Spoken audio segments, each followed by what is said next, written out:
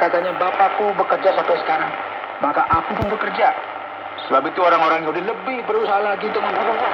Bukan saja karena ia meniadakan hari Sabat, tetapi juga karena ia mengatakan bahwa Allah adalah Bapanya sendiri, dan dengan demikian menyamakan dirinya dengan Allah. Saudara, penting sekali bagi kita memahami hal ini. Kita akan melihat bagaimana Yesus mengidentifikasikan dirinya sama dengan Bapa. Injil Yohanes tidak menunggu lama untuk mengatakan, aku dan Bapa adalah satu. Ketika Yesus berkata, Bapakku, ia membuat hal ini jelas sekali kepada semua orang bahwa ia memiliki hubungan yang spesial dengan Bapa, bahwa ia memiliki sifat yang sama dengan Bapa, dan orang Yahudi segera mengerti bahwa ia menyamakan dirinya dengan Allah. Dan sebenarnya saudara, alasan mengapa ia memiliki semua otoritas untuk melakukan apa yang ia perbuat adalah karena firman Tuhan kemudian berkata bahwa ia meniadakan hari Sabat berdasarkan sudut pandang orang Yahudi. Dan Yesus menyatakan sebuah kebenaran yang luar biasa yang disoroti dalam sepanjang Injil Yohanes.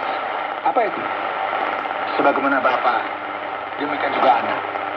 Dan kita akan melihat hal ini semakin jelas setelah kita melihat kelanjutan dari pasal 5 ini.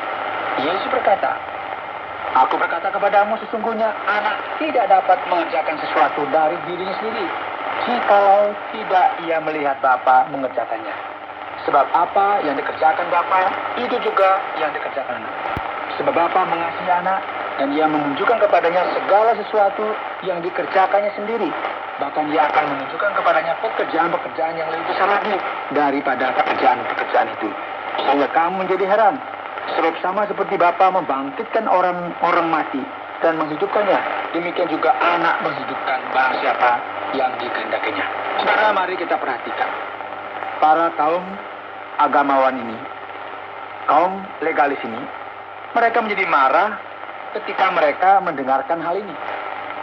Mereka mendengar dari bibir Yesus sendiri bahwa Anak memberikan hidup kepada siapa saja yang dikehendakinya. Bagaimana bisa seseorang melihat Yesus sekedar sebagai seorang nabi dan tidak mengerti hubungannya dengan Allah Bapa? Tidak mungkin ya jika kita melihatnya dari sudut pandang Injil. Terlebih lagi jika kita melihat Bapa tidak menghakimi siapapun, melainkan telah menyerahkan penghakiman itu seluruhnya kepada Anak, supaya semua orang menghormati Anak sama seperti mereka menghormati Bapa. Mari kita ulang frase ini sekali lagi.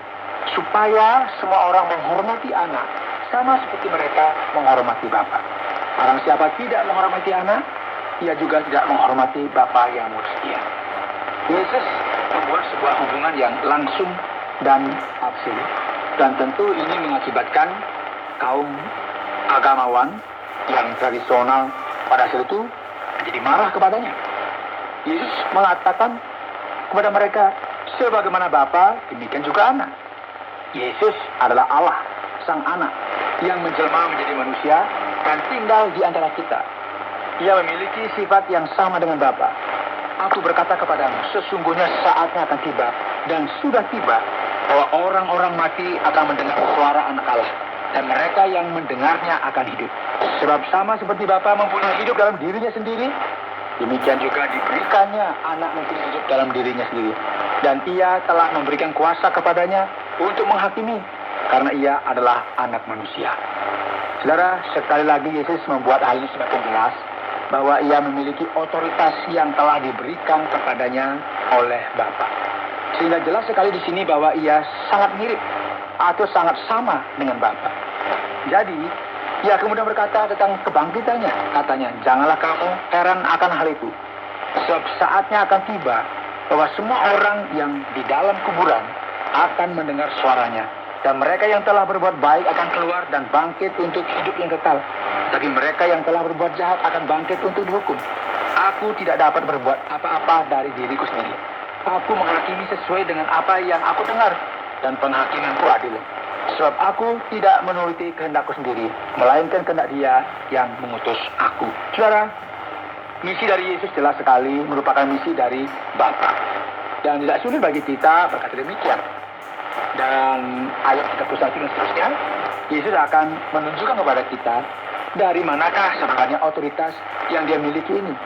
Dia memiliki sebuah hubungan yang berbeda dengan Bapa, sehingga kita dapat melihat bahwa sebagaimana Bapa, demikian juga anak.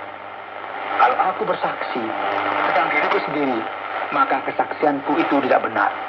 Ada yang lain yang bersaksi tentang aku, dan aku tahu bahwa kesaksian yang diberikannya tentang aku adalah benar.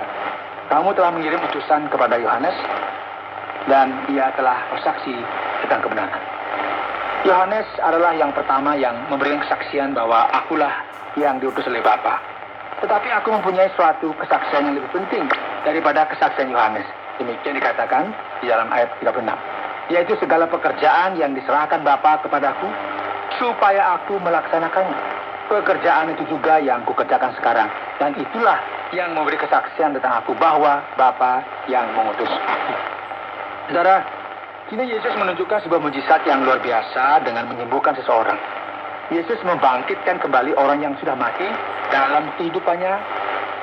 Yesus menunjukkan bahwa kuasa yang ia miliki tidak ada tandingannya, dan bahwa ia berasal dari Sang Bapa. Bapa yang mengutus aku, dialah yang bersaksi tentang aku.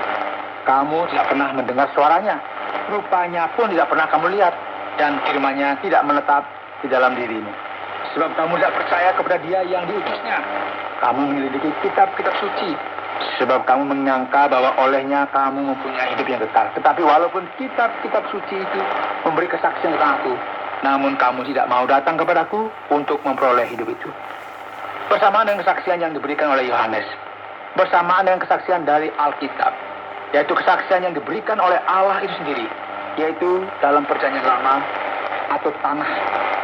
Firman ilahi itu sendiri memberikan kesaksian tentang Yesus melalui banyak nubuatan.